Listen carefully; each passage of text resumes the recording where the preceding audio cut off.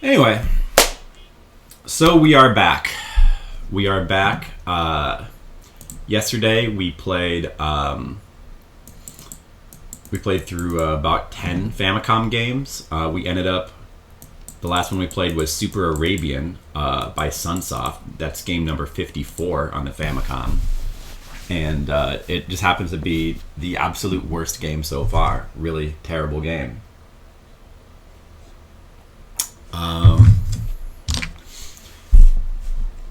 But that's behind us now. By the way, there's a game coming up that might be even worse than Super Arabian very, very soon. But first, the next game number 55, is a Nintendo-made game by the name of Robot Block in Japan or Stack Up in America. This is the first R.O.B game. R.O.B, that stands for Robotic something Buddy. I forget what it stands for. You know what? As long as we're talking about R.O.B, let me see if I can find a picture of him. There he is. There's R.O.B. Robotic Operating Buddy. Yeah, as far as I know, he only had 2 games made for him. I remember that the bundle that included R.O.B, like you get several different Nintendo bundles. You could get just, I think, a regular one. You could get the Super Mario's Duck Hunt bundle, which I think is what most people got. You could get the one that also included Track and Field and the Power Pad.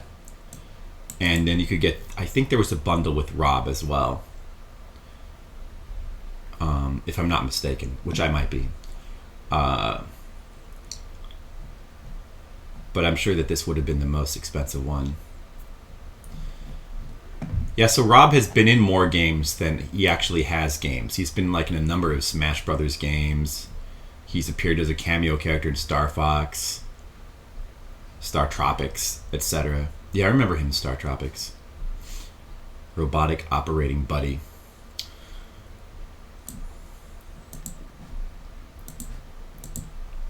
So unfortunately, we really don't have any way to actually play his first game here. Not at all, because you really can't do anything with it without having a R.O.B. At the very least, we can take a look at it and just sort of see what the program is like. So a cool thing about this game, Stack Up, aka Robot Block. This is the American version, by the way. The title screen says Robot Block, even though on the box it says Stack Up. I'm not quite sure why.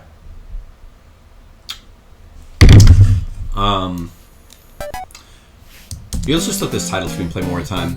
Like, at this point, I think you're really starting to see, like, Nintendo, even this early on, Nintendo is sort of like honing its craft and is like sort of becoming known as like a reliable creator of quality, you know, even compared to the other third-party developers that were available at the time. You know, all their games have like really nice music, design elements, and you know, the graphics are always for the time, these are like really nice graphics in all these games that they made. Like just cute characters. Like it looks like they spent time on them, you know. Even those buttons look nice. So there's not a lot again that we can do with this game. There's the test. See, this is something that only Nintendo would have done, like put this really nice music on the test screen. Most developers would have just like they would have just have this happen blank with no music, you know. But Nintendo puts this really nice music here.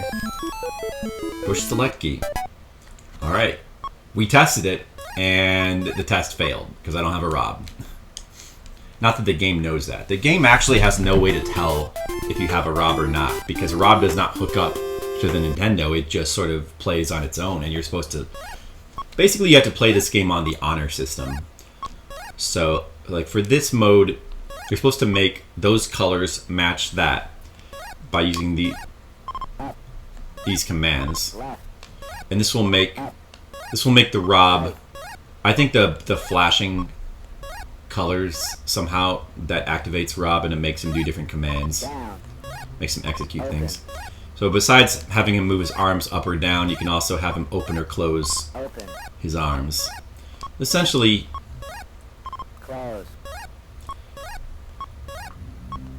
he's basically a glorified pick stuff up and put stuff down machine. That's all that R.O.B is. And when you're done with stacking up those colors, assuming that you stack them up right, which is up to you to figure out, you press the start button and you get a bonus based on how fast you were.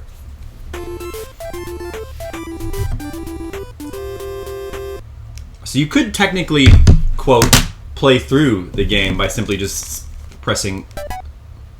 Oh, select actually goes back out to the menu. You could just keep pressing start and skipping all this.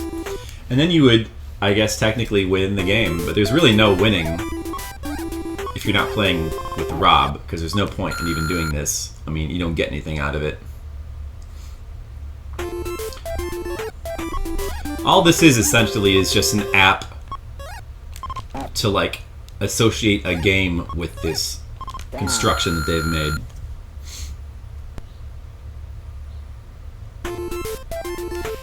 The music is nice though, and the graphics are nice.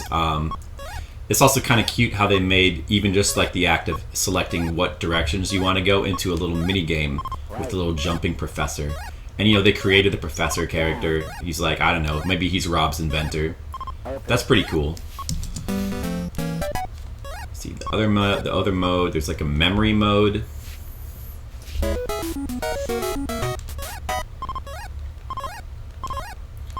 Use the A and B buttons to select the thing.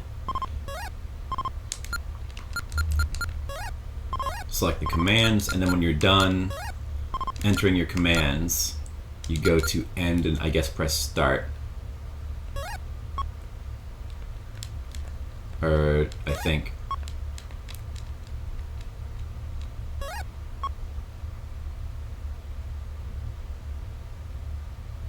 And I suppose, so right now, I guess is he executing the commands now? I guess that's what it's supposed to be doing. Something like that. You don't fully remember how this was supposed to work from back when Team R was doing it.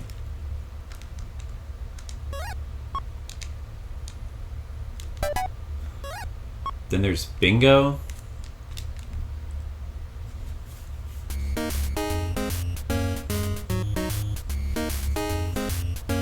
I guess you, I don't know. How does this work? I don't remember this mode. There's like enemies and stuff. Do the enemies kill you? Oh, you go jump into them.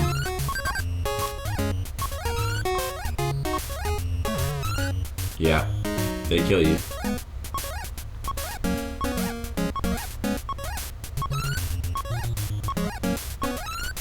It's almost like Cuber. I'm not sure how this mode is supposed to work.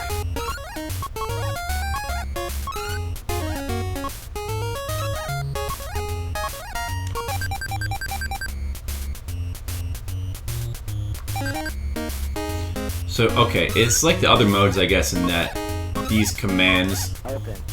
Oh. I don't know how... So somehow I made him open. Oh, is it because... Oh, so you have to get a bingo in a certain column or row to get him to activate? I'm not sure how that works. It's weird.